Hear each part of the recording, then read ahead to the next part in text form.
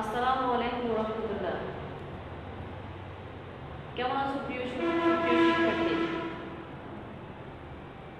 আশা করি যে যেখানে আছো, যেভাবে আছো, আল্লাহর অশেষ রহমতে ভালো আছো। আজকের এই অনলাইন ক্লাসে সর্বপ্রথম আমি মহান রব্বুল আলামিনের দরবারে শুকরিয়া আদায় করে তোমাদের ক্লাস শুরু করলাম। আলহামদুলিল্লাহ, আল্লাহ তুমি আমাদের ক্লাসকে সফলভাবে সম্পূর্ণ করার তৌফিক দান করো, আমিন। আমি শাজিয়া নাসরিন, সহকারী অধ্যাপক, রাষ্ট্রবিজ্ঞান, পাঁচমুখী বেগম আনোয়ারা ডিগ্রি কলেজ, ৮১,০০০ নারায়ণগঞ্জ।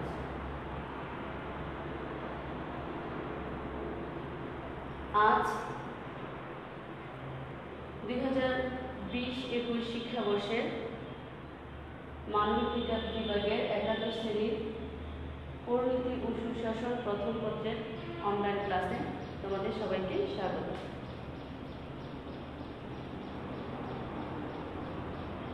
আজকে আমি তোমাদের সাথে আলোচনা করব স্বাধীনতার ধারণা ও সংজ্ঞা, স্বাধীনতার শ্রেণীবিভাগ, স্বাধীনতা রক্ষার কবচ, স্বাধীনতা রক্ষার উপায়সমূহ। প্রথমে চলো আলোচনা করি স্বাধীনতার ধারণা।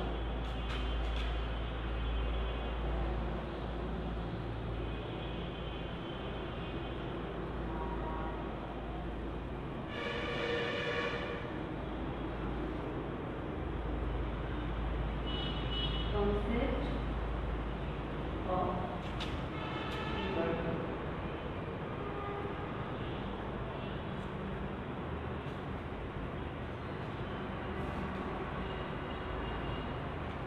আমরা সবাই জানি স্বাধীনতার অর্থ হলো স্বাধীনভাবে চলাফেরা করা, স্বাধীনভাবে কোনো কিছু করা, স্বাধীনভাবে কোথাও ঘুরে ফেরা, স্বাধীনভাবে মত প্রকাশ করা। কিন্তু পরিণতিতে স্বাধীনতার অর্থ একটু ভিন্নতর। স্বাধীনতার আমরা স্বাধীন দেশের নাগরিক, অতএব স্বাধীনভাবে সব কিছু করার অধিকার নাগরিক হিসেবে আমাদের রয়েছে। স্বাধীনতার অর্থ হল নিজের খেয়াল খুশি মতো, ইচ্ছে মতো কাজ করা, মত প্রকাশ করা, কোথাও ভ্রমণ করা। স্বাধীনতার ইংরেজি প্রতিশব্দ লিবার্টি। স্বাধীনতার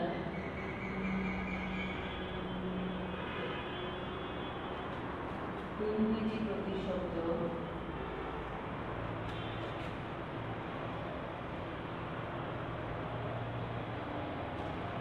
লিবার্টি।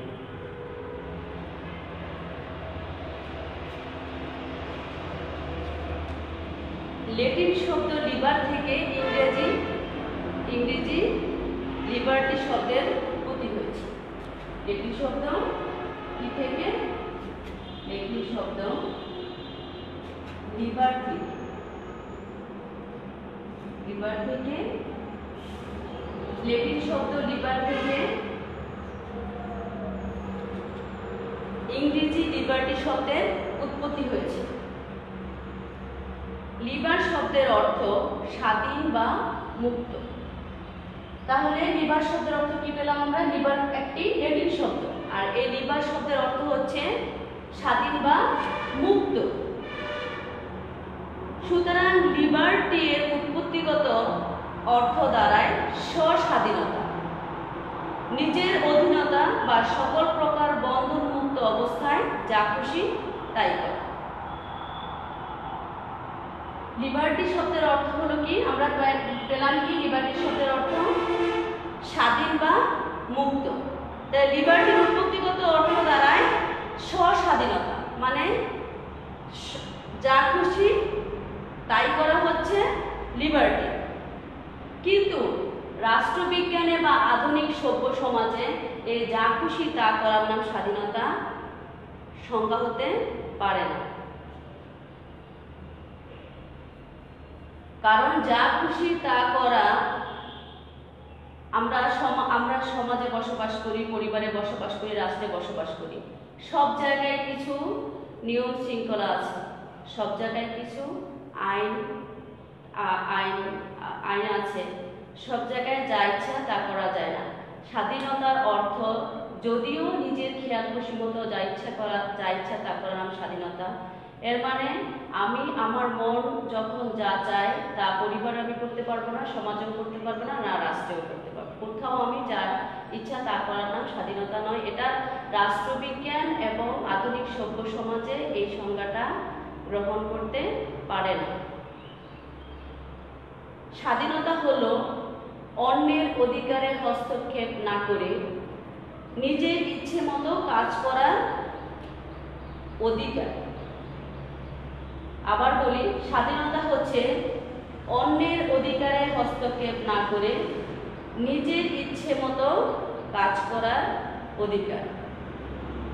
স্বাধীনতা বলতে যৌক্তিকভাবে নিয়ন্ত্রিত অধিকারকে নির্দেশ করে। স্বাধীনভাবে, আবার আমি বলি, স্বাধীনতার অর্থ হচ্ছে নিজের খেয়াল খুশি মতো যা ইচ্ছা তা করা। আমি স্বাধীন, আমি স্বাধীনভাবে কাজ করব, আমি স্বাধীনভাবে চলাফেরা করব, এটা আমি স্বাধীন দেশের নাগরিক হিসেবে এটা আমার অধিকার। কিন্তু রাষ্ট্রবিজ্ঞানে এবং বর্তমানের আধুনিক সভ্য সমাজে যা খুশি তা করার নাম স্বাধীনতা নয়, যা খুশি তা করার নাম স্বেচ্ছাচারিতা। আর একজন মানুষ যখন স্বেচ্ছাচারী হয়ে কাজ করে তখন না পরিবারে, না সমাজে, না রাষ্ট্রে কখনোই সেখানে শৃঙ্খলা বজায় থাকে না, সেখানে বিশৃঙ্খলার উদ্রেক হয়। তাহলে রাষ্ট্রবিজ্ঞান এবং আধুনিক সভ্য সমাজে স্বাধীনতার সংজ্ঞা বলতে বুঝিয়েছে অন্যের অধিকারে হস্তক্ষেপ না করে, অন্যের অধিকার খর্ব হবে এমন কোনো কাজ না করে, এমন কোনো কথা না বলে নিজের ইচ্ছে মতো কাজ করাকে স্বাধীনতা বলে। তাহলে আমরা এতক্ষণ স্বাধীনতা সম্পর্কে আলোচনা করলাম। স্বাধীনতার ইংরেজি প্রতিশব্দ লিবার্টি, আর এই লিবার্টি শব্দটি ল্যাটিন শব্দ লিবার থেকে এসেছে, আর লিবার শব্দের অর্থ হচ্ছে স্বাধীন বা মুক্ত। তাহলে লিবার প্রতিগত অর্থে লিবার্টি শব্দের অর্থ হলো খেয়াল খুশি মতো, নিজের ব্যক্তির খেয়াল খুশি মতো কাজ করাকে লিবার্টি বলে। কিন্তু আধুনিক সভ্য সমাজে কিংবা আমাদের এই পরিণতির ভাষায় নিজের খেয়াল খুশি মতো কাজ করাকে স্বাধীনতা বলে না। কি বলে? অন্যের অধিকারে বিঘ্ন না ঘটিয়ে নিজের ইচ্ছে মতো কাজ করাকে স্বাধীনতা বলে। এই স্বাধীনতার সংজ্ঞাটি বিভিন্ন রাষ্ট্রবিজ্ঞানী বিভিন্নভাবে দিয়েছেন, এই স্বাধীনতার সংজ্ঞাটি দিয়েছেন।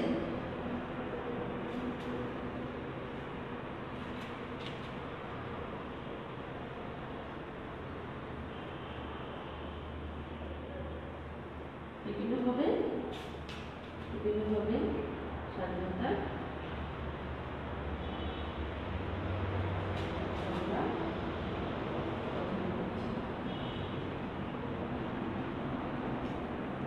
এর মধ্যে অধ্যাপক লাস্কি, দেখো অধ্যাপক লাস্কি কি বলেছেন।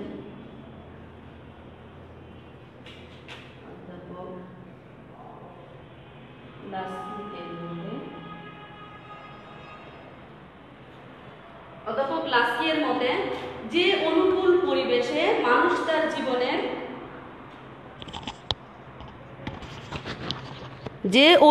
পরিবেশে মানুষ তার জীবনের চরম ও পরম বিকাশ সাধনের পূর্ণ সুযোগ লাভ করতে পারে, তার আগ্রহ সংরক্ষণকে আমি স্বাধীনতা বলি।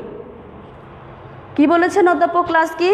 অধ্যাপক লাস্কি বলেছেন যে অনুকূল পরিবেশে মানুষ তার জীবনের চরম ও পরম বিকাশ সাধনের পূর্ণ সুযোগ লাভ করতে পারে, তার আগ্রহ সংরক্ষণকে আমি স্বাধীনতা বলি।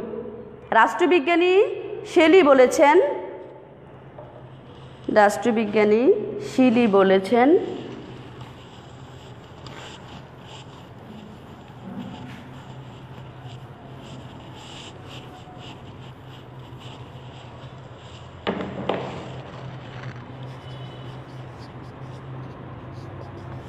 রাষ্ট্রবিজ্ঞানী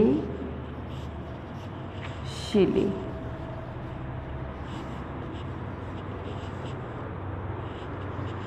রাষ্ট্রবিজ্ঞানী শিলি বলেছেন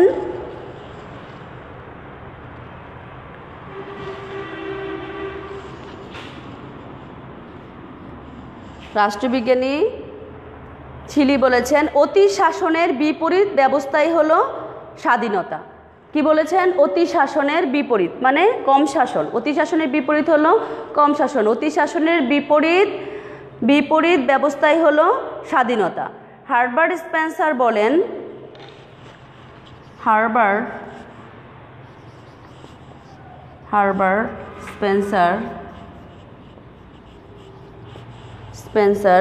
হার্বার্ট স্পেন্সার বলেন স্বাধীনতা বলতে খুশিমতো কাজ করাকে বোঝায় যদি উক্ত কাজের দ্বারা অপরের অনুরূপ কাজ করার অধিকার বিনষ্ট না হয়। উনি কি বলেছেন? স্বাধীনতা বলতে খুশিমতো কাজ করাকে বোঝায়। অধ্যাপক হার্বার্ট স্পেন্সারের মতে স্বাধীনতা বলতে নিজের খুশিমতো কাজ করাকে বোঝায় যদি উক্ত কাজের দ্বারা অপরের অনুরূপ কাজ করার অধিকার বিনষ্ট না হয়। তাহলে যে ব্যক্তি কাজটা করবে সেই কাজের দ্বারা যেন অন্যের অধিকার খর্ব না হয় তাকে তিনি কি বলেছেন? স্বাধীনতা বলেছেন। জন স্টুয়ার্ট মিল তার বিখ্যাত এসি অন লিবার্টি গ্রন্থে বলেছেন। জন Stewart mill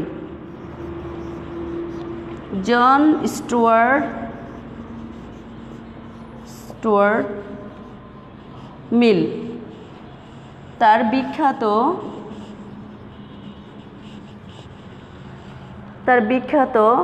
essay on liberty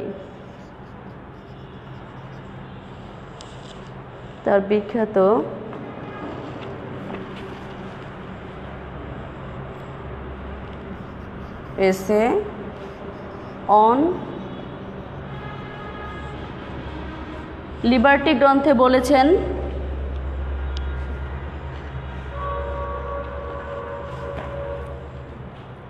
মানুষের মৌলিক শক্তির বলিষ্ঠ অব্যাহত ও বিভিন্নমুখী প্রকাশই স্বাধীনতা। তিনি আরও বলেন ব্যক্তি তার নিজের মন ও দেহের উপর সম্পূর্ণ সার্বভৌম। ব্যক্তি তার নিজের মন ও দেহের উপর সম্পূর্ণ সার্বভৌম। সে ব্যক্তি নিজেকে ভালোও করতে পারবে মন্দও করতে পারবে ব্যক্তি। এটা হলো জন স্টুয়ার্ট মিল তার এসে অন লিবার্টি গ্রন্থে বলেছেন মানুষের মৌলিক যুক্তির বলিষ্ঠ অব্যাহত ও বিভিন্নমুখী প্রকাশই স্বাধীনতা। তিনি আরও কি বলেছেন? ব্যক্তি তার তার নিজের মন ও দেহের উপর সম্পূর্ণ সার্বভৌম। অধ্যাপক গেটেল বলেন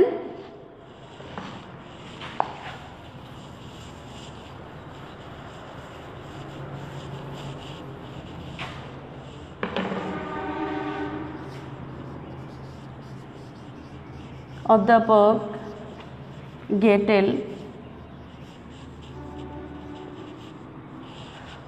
গেটেল বলেন স্বাধীনতা হলো সেসব কাজ করা ও উপভোগ করা যেগুলো করা উপভোগ করা যোগ্য। স্বাধীনতা হলো সেসব কাজ করা উপভোগ করা যেগুলো করা উপভোগ করার যোগ্য। টি.এইচ. গ্রিনের মতে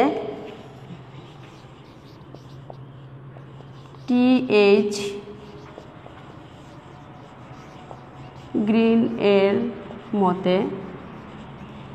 গ্রিন কি বলেছেন? দেখো টি.এইচ. গ্রিন বলেছেন যা উপভোগ করার এবং সম্পূর্ণ করার যোগ্য তা উপভোগ ও সম্পাদন করার ক্ষমতাকে স্বাধীনতা বলে। তাহলে উপরের সংজ্ঞাগুলো বিশ্লেষণ করলে বলা যায় যে ব্যক্তির ব্যক্তিত্ব বিকাশের জন্য বিভিন্ন সুযোগ সুবিধার মাধ্যমে তৈরি অনুকূল পরিবেশই স্বাধীনতা,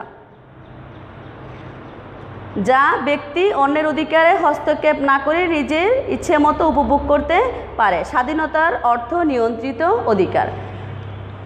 তাহলে এতক্ষণ আমরা আলোচনা করলাম কি স্বাধীনতা বলতে আমরা কি বুঝি। তাহলে স্বাধীনতা বলতে আমরা বুঝলাম যে ব্যক্তির ব্যক্তিত্ব বিকাশের জন্য বিভিন্ন সুযোগ সুবিধার মাধ্যমে তৈরি অনুকূল পরিবেশই স্বাধীনতা। স্বাধীনতা ব্যতীত একজন ব্যক্তি তার ব্যক্তিত্বের পূর্ণ বিকাশ ঘটাতে পারে না। আর স্বাধীনতার অর্থ নিয়ন্ত্রিত অধিকার। প্রত্যেকের অধিকার রক্ষার মধ্যে স্বাধীনতা তাৎপর্য নিহিত। তাহলে এখন চলো আমরা আলোচনা করি স্বাধীনতার শ্রেণীবিভাগ।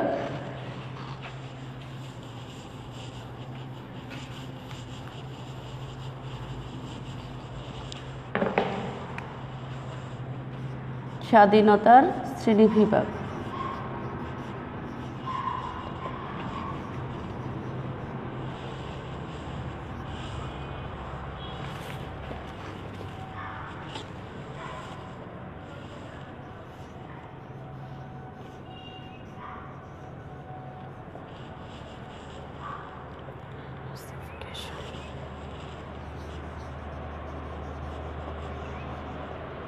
Classification of liberty.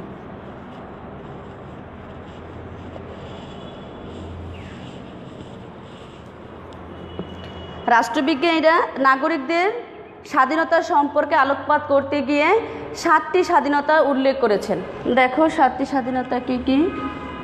রাষ্ট্রবিজ্ঞানীরা স্বাধীনতা আলোচনা করতে গিয়ে নাগরিকদের 7টি বিষয় নিয়ে আলোচনা করেছেন। স্বাধীনতা,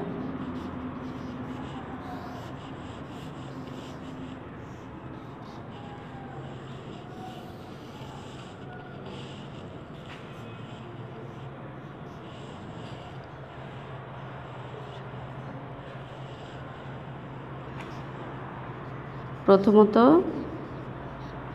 প্রাকৃতিক স্বাধীনতা,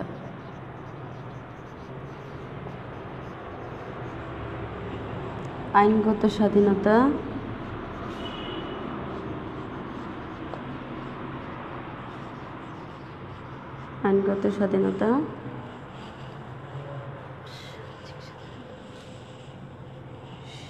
সামাজিক স্বাধীনতা।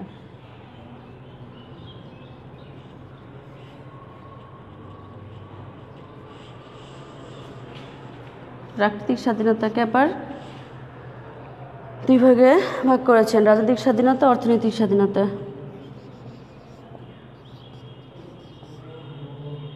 রাজনৈতিক স্বাধীনতা,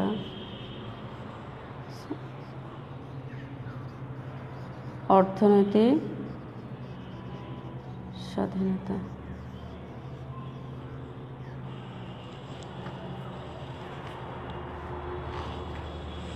সামাজিক স্বাধীনতাকে 2 ভাগে করেছেন, ব্যক্তিগত স্বাধীনতা,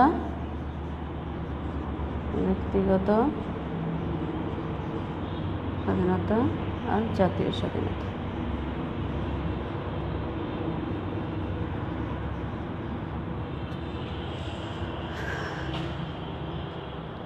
তাহলে স্বাধীনতা, নাগরিকদের স্বাধীনতা সম্পর্কে আলোকপাত করতে গিয়ে বিজ্ঞানীরা 7 প্রকার স্বাধীনতা উল্লেখ করেছেন। এটা হলো প্রথমত স্বাধীনতা, প্রাকৃতিক স্বাধীনতা, আইনগত স্বাধীনতা, সামাজিক স্বাধীনতা। প্রাকৃতিক স্বাধীনতাকে আবার রাজনৈতিক স্বাধীনতা, রাজনৈতিক স্বাধীনতায় আবার অর্থনৈতিক স্বাধীনতা, সামাজিক স্বাধীনতা, ব্যক্তিগত স্বাধীনতা, জাতীয় স্বাধীনতা। এখন প্রাকৃতিক স্বাধীনতা বলতে কি বোঝায়? প্রাকৃতিক স্বাধীনতা মূলত মানুষ জনলক বলেছেন যেখানে আইন নেই সেখানে স্বাধীনতার অস্তিত্ব থাকতে পারে না। কারণ আইন না থাকলে মানুষ যা ইচ্ছা তাই করবে। আইনের ভয়ে মানুষ অনেক কিছু করা থেকে বিরত থাকে। যেখানে আইন নেই সেখানে স্বাধীনতা থাকতে পারে না। দার্শনিক রুশো তার বক্তব্যে স্বাধীনতাকে সুন্দরভাবে বিশ্লেষণ করেছেন। তিনি বলেছেন, মানুষ স্বাধীন হয়ে জন্মগ্রহণ করে কিন্তু সর্বত্রই সে শৃঙ্খলাবদ্ধ। এখন দেখো আইনগত স্বাধীনতা বলতে আমরা কি বুঝি? আইনগত স্বাধীনতা মূলত রাষ্ট্র কর্তৃক স্বীকৃত, সংরক্ষিত ও নিয়ন্ত্রিত স্বাধীনতাকে আইনগত স্বাধীনতা বলে। ব্যক্তি কল্যাণের স্বার্থে রাষ্ট্র আইনের মাধ্যমে আইনগত স্বাধীনতা প্রদান করে থাকে। আইনগত স্বাধীনতা সুনির্দিষ্ট এবং আইন দ্বারা পরিচালিত ও নিয়ন্ত্রিত হয়। তারপরে দেখো সামাজিক স্বাধীনতা।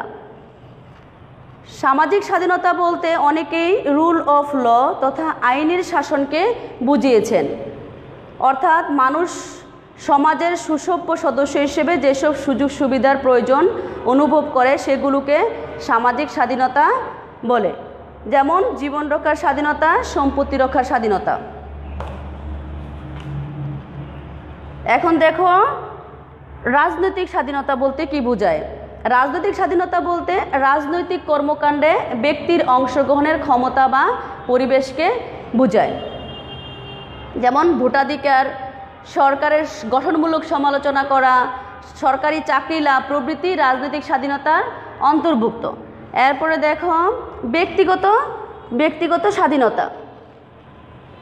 ব্যক্তিগত স্বাধীনতা হলো সমাজের প্রত্যেক ব্যক্তির এমন স্বাধীনতা যেগুলো ব্যক্তির একান্তই নিজের, যার প্রতি অন্য কেউ কোনোরূপ হস্তক্ষেপ করতে পারে না, যেমন খাদ্য, বস্ত্র, উন্নয়ন, উন্নত জীবনযাপন, বিবাহ, সন্তান সন্ততির শিক্ষা ইত্যাদি এই শ্রেণীর পর্যায়ভুক্ত। এরপরে আলোচনা করি অর্থনৈতিক স্বাধীনতা। অর্থনৈতিক স্বাধীনতা অর্থনৈতিক কার্যাদির ব্যাপারে জনগণের স্বাধীনতাকে অর্থনৈতিক স্বাধীনতা বলে। এরপর দেখো জাতীয় স্বাধীনতা। জাতীয় স্বাধীনতা বলতে আমরা কি বুঝি? বৈদেশিক অধীনতা থেকে মুক্তি লাভ করে যখন একটি জাতি পূর্ণ সার্বভৌমত্ব লাভ করে তখন তাকে জাতীয় স্বাধীনতা বলে। তাহলে এতক্ষণ আমরা আলোচনা করলাম স্বাধীনতার সাতটি সংজ্ঞা: প্রাকৃতিক স্বাধীনতা, আইনগত স্বাধীনতা, সামাজিক স্বাধীনতা, রাজনৈতিক স্বাধীনতা, ব্যক্তিগত স্বাধীনতা, অর্থনৈতিক স্বাধীনতা এবং জাতীয় স্বাধীনতা। তাহলে তবে এসব স্বাধীনতা উপভোগের জন্য অবশ্যই অনুকূল পরিবেশের প্রয়োজন। অনুকূল পরিবেশগুলো কি কি? অনুকূল মানে কি? অনুকূল মানে আমি যে জিনিসগুলো আমার অনুকূলে, মানে আমার কাছে অনুকূল পরিবেশের প্রয়োজন। একজন ব্যক্তির ব্যক্তিত্ব বিকাশের জন্য প্রতিকূল পরিবেশে ব্যক্তির ব্যক্তিত্ব বিকাশ সাধিত হতে পারে না। ব্যক্তির ব্যক্তিত্ব বিকাশ সাধিত হতে হলে অনুকূল পরিবেশের প্রয়োজন। এই অনুকূল পরিবেশগুলো কি কি? অনুকূল পরিবেশ হলো সমাজ যদি বিশৃঙ্খলা থাকে, ক্ষুধা থাকে, ভয় থাকে, সন্ত্রাস থাকে, তারপরে বেকারত্ব থাকে, তাহলে এগুলো থাকলে সমাজে একজন ব্যক্তি তার ব্যক্তিত্বের বিকাশ ঘটাতে পারে না, ইত্যাদি থাকে, তাহলে কোনো স্বাধীনতাই অর্থবহ হয় না সমাজে। যদি তাহলে কি বুঝলাম যে স্বাধীনতাকে অর্থবহ তুলতে হলে সমাজ থেকে ক্ষুধা, দারিদ্র, বেকারত্ব, সন্ত্রাস, তারপরে নৈরাজ্য এগুলো বিলোপ হতে হবে। এখন চলো আলোচনা করি স্বাধীনতার রক্ষা কবচ। স্বাধীনতা রক্ষার উপায়সমূহ।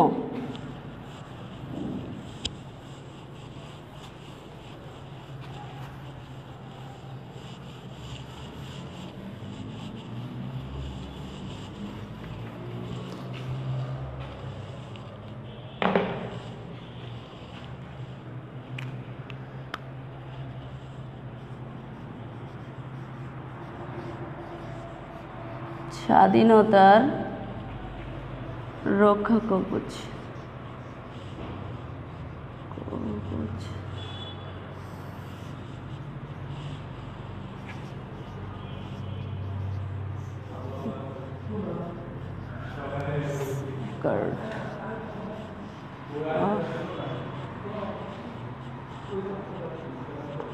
Safeguard of liberty.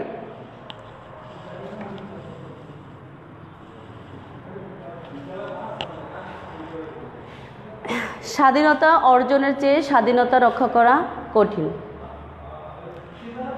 স্বাধীনতা উপভোগ করার চেয়ে স্বাধীনতা সংরক্ষণ করা কঠিন কাজ। অর্থাৎ স্বাধীনতা সংরক্ষণের বিশেষ ব্যবস্থা গ্রহণ করতে হয়, যা স্বাধীনতার রক্ষা কবচ বা স্বাধীনতার উপায়সমূহ হিসেবে পরিচিত।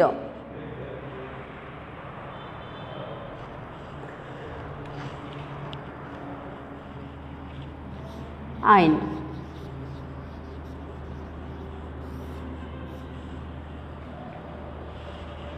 আইন হলো স্বাধীনতা রক্ষার একটি অন্যতম উপায়। আইন স্বাধীনতার পূর্বশর্ত। যেখানে আইন নেই সেখানে স্বাধীনতা নেই। আইনের উপস্থিতিতেই স্বাধীনতা ভোগ করা সম্ভব হয়। আইনহীন সমাজে স্বাধীনতা স্বেচ্ছাচারিতায় পরিণত হয়। এ প্রসঙ্গে আধুনিক রাষ্ট্রচিন্তাবিদ জন লক বলেন, যেখানে আইন নেই সেখানে স্বাধীনতা থাকতে পারে না। তাহলে আইনহীন সমাজে, যে সমাজে আইন নেই সেই সমাজে প্রত্যেকটা মানুষ স্বেচ্ছাচারিতায় পরিণত হয়ে নিজের খেয়াল খুশি মতো যা খুশি তাই করবে। আইন না থাকলে মানুষ, আইনের ভয় মানুষের মনে না থাকলে মানুষ সমাজে নৈরাজ্যের সৃষ্টি করবে। আর নৈরাজ্য যেখানে থাকে, যেখানে অস্থিতিশীল পরিবেশ থাকে, সেখানে স্বাধীনতা কোনো অর্থ নাই, সেখানে কোনো নাগরিক স্বাধীনতা পূর্ণভাবে ভোগ করতে পারে না। আইনের ভয়েই, আইনের জন্যই স্বাধীনতা সঠিকভাবে একজন নাগরিক উপভোগ করতে পারে। তাহলে আইন হচ্ছে স্বাধীনতার পূর্বশর্ত। তা জন লক যথার্থই বলেছেন, যেখানে আইন নেই সেখানে স্বাধীনতা থাকতে পারে না, সেখানে স্বাধীনতা নেই। মৌলিক অধিকার।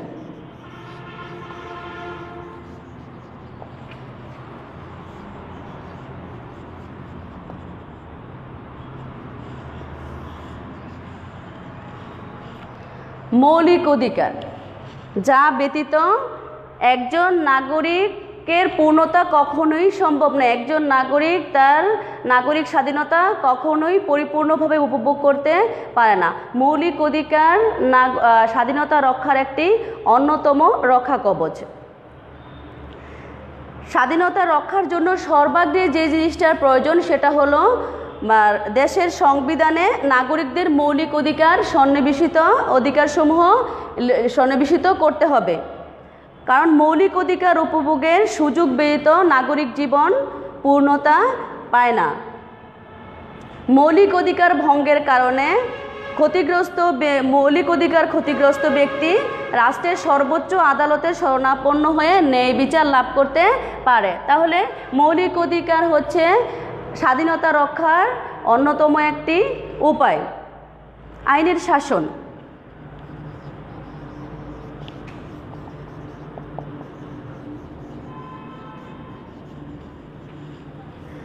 স্বাধীনতা রক্ষার আরেকটি অন্যতম রক্ষা কবচ হচ্ছে, উপায় হচ্ছে আইনের শাসন।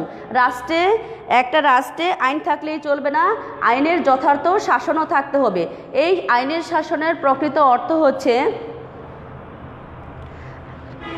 ধনী দরিদ্র, উঁচু নিচু, শিক্ষিত অশিক্ষিত, নারী পুরুষ নির্বিশেষে সকলেই আইনের চোখে সমান। সবাই সমান সুযোগ সুবিধা পাবে আইনের কাছে। আইনের দৃষ্টিতে সকলেই সমান। বিনা বিচারে কাউকে আটক করা যাবে না, বিনা অপরাধে কাউকে গ্রেফতার করা যাবে না, বিনা বিচারে কাউকে গ্রেফতার করা যাবে না। আইনের শাসন বলতে আইনের পরিপূর্ণ প্রাধান্যকেই নির্দেশ করে। এখানে আইনের শাসনের ঊর্ধ্বে থেকে কোনো শাসকই কোনো কিছু করতে পারে না। আইনের দৃষ্টিতে রাষ্ট্রপতি থেকে শুরু করে প্রধানমন্ত্রী এবং দেশের সর্বনিম্ন নাগরিকও আইনের দৃষ্টিতে সকলেই সমান। তাহলে আইনের স্বাধীনতা রক্ষার আরেকটি অন্যতম উপায় হচ্ছে, রক্ষা কবচ হচ্ছে কি? আইনের শাসন। তারপরে গণতন্ত্র।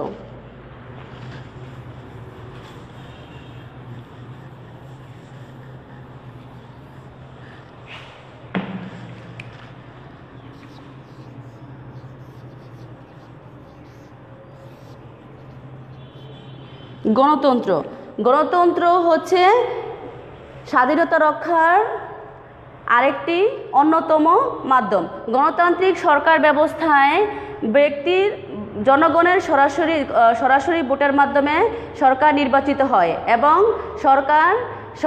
গণতান্ত্রিক সরকার ব্যবস্থায় জনগণই হচ্ছে সকল ক্ষমতার উৎস। জনগণের মতামতের উপর ভিত্তি করে জনমতের দিকে দৃষ্টি রেখে সরকার বিভিন্ন সময়ে বিভিন্ন পদক্ষেপ গ্রহণ করে এবং নতুন আইনও প্রণয়ন করে, আবার প্রচলিত আইন পরিবর্তন এবং সংশোধনও করে।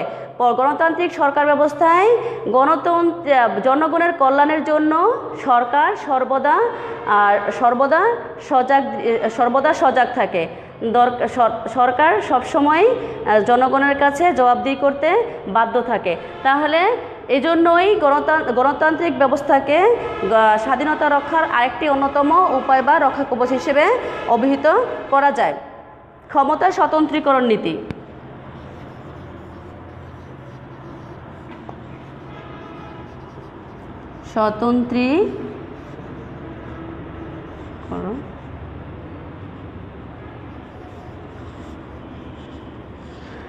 ক্ষমতা স্বতন্ত্রীকরণ নীতি বলতে আমরা কি বুঝি? ক্ষমতা স্বতন্ত্রীকরণ নীতি বলতে আমরা বুঝি সরকারের 3টি বিভাগ, আইন বিভাগ, শাসন বিভাগ এবং বিচার বিভাগ রয়েছে। প্রত্যেকেই তাদের সংবিধানের মাধ্যমে স্ব দায়িত্ব যদি শাসন বিভাগ, বিচার বিভাগ, আইন বিভাগের উপর অর্পণ করা থাকে, তাহলে এক বিভাগ অন্য বিভাগের উপর হস্তক্ষেপ করতে পারবে না। সবাই স্বাধীন এবং নিরপেক্ষভাবে কাজ করবে, যার ফলে জনগণের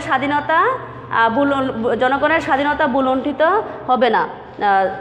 সরকার অন্যায়ভাবে জনগণের স্বাধীনতায় হস্তক্ষেপ করতে পারবে না, ফলে জনগণের স্বাধীনতা সংরক্ষিত থাকবে। স্বাধীন বিচার বিভাগ। স্বাধীন বিচার বিভাগ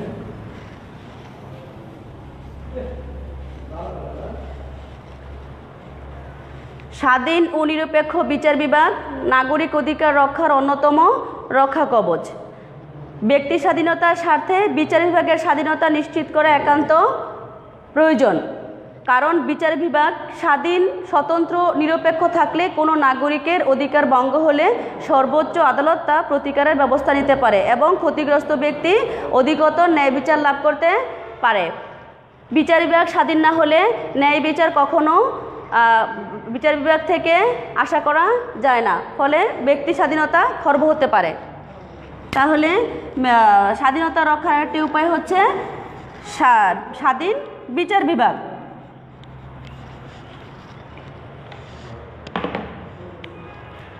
দায়িত্বশীল শাসন ব্যবস্থা।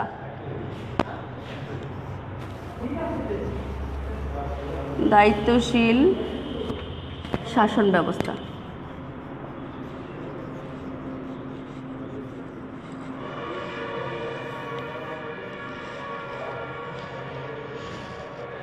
স্বাধীনতা রক্ষার আরেকটি উপায় বা মাধ্যম হচ্ছে দায়িত্বশীল শাসন ব্যবস্থা। স্বাধীনতা রক্ষার জন্য জনগণের সরকারকে অবশ্যই দায়িত্বশীল হতে হবে। সরকারের দায়িত্বশীলতা দুভাবে নিশ্চিত করা যায়। 1. জনগণের ভোটে নির্বাচিত জনপ্রতিনিধি দ্বারা গঠিত আইনসভা জনগণের কাছে দায়িত্বশীল থাকবে। 2. নির্বাচিত আইনসভার সদস্য নিয়ে গঠিত মন্ত্রিসভা বা শাসন বিভাগ তাদের যাবতীয় কর্মকাণ্ডের জন্য আইনসভার কাছে এবং জনগণের কাছে জবাবদিহি করতে বাধ্য থাকবে। এরূপ দায়িত্বশীলতা বা জবাবদিহিতার বাধ্যবাধকতা থাকলে নাগরিকের স্বাধীনতা অধিকতর রক্ষা পাবে। তাহলে এতক্ষণ আমরা আলোচনা করলাম কি? দেখো, এতক্ষণ আমরা আলোচনা করলাম স্বাধীনতার ধারণা ও সংজ্ঞা, স্বাধীনতার সম্পর্কে বিভিন্ন রাষ্ট্রবিজ্ঞানীদের সংজ্ঞা, স্বাধীনতার শ্রেণীবিভাগ। তাহলে আপনার আলোচনা করলাম স্বাধীনতা রক্ষার উপায় বা রক্ষা কবচ সমূহ নিয়ে। তোমাদের সাথে আলোচনার মাধ্যমে আশা করি উপকৃত হবে। বাড়িতে একটু পড়াশোনা করলে আর একটু ক্লিয়ার হবে ইনশাল্লাহ। এ পর্যন্ত তোমরা সবাই ভালো থাকো। আল্লাহ হাফেজ।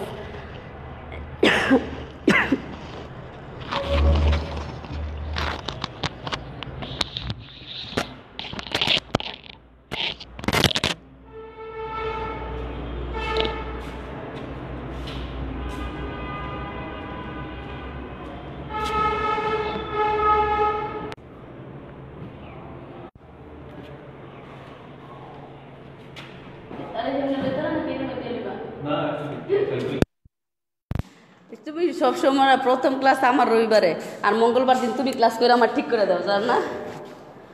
এই যে তোমার এই যে মার্কার এটা কিছুই দেয় না, কতজনে ক্লাস করে না, কত অ্যাবসেন্ট দিয়ে দিয়ে তুই দিই, সবচেয়ে বেশি ক্লাস করে না ইয়েরা, এই ইংরেজিরা। এটা আমার দেখার ব্যাপার না, আমার দায়িত্ব হচ্ছে ইন্ডিং